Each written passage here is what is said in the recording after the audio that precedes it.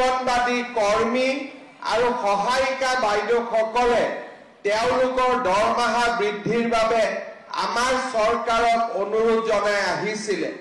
মই আপোনালোকক ক'ব খুজিছো যে অহা 1 অক্টোবৰৰ পৰা আমি আপোনালোকৰ দৰমহাও বৃদ্ধি কৰিম আৰু লগতে আপোনালোকক এটা এককালীন সাহায্যও আমি আগবঢ়াম।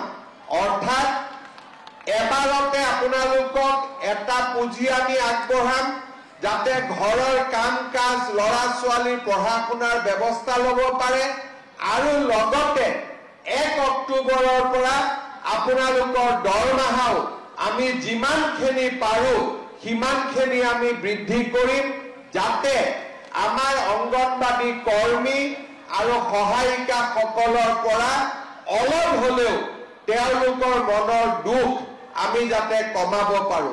ভাল হ'বনে বেয়া হ'ব দৰমহাটো বঢ়াই দিলে? ভাল বেয়া হ'ব নেকি? পিছফালে একো কোৱাই নাই। ভাল হ'বনে বেয়া হ'ব? ভাল হ'ব। তাৰ পিছত আৰু আন্দোলন কৰিব নালাগিব হা। ঠিক হ'ব নহয়? হ'বনে নাই? কোনে কোনে দিছপুৰত গৈছিল আন্দোলন কৰিবৰ কাৰণে? হাত দাঙকচোন। এতিয়া কোনেও জনে, ইয়াত কোনেও হাত নাদাঙে।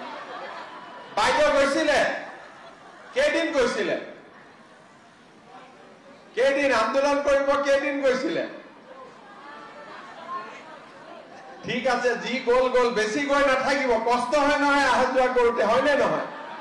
কষ্ট হয়নে নহয় যাওঁতে আহোঁতে? তাতেতো খোৱা বোৱাটো কষ্ট।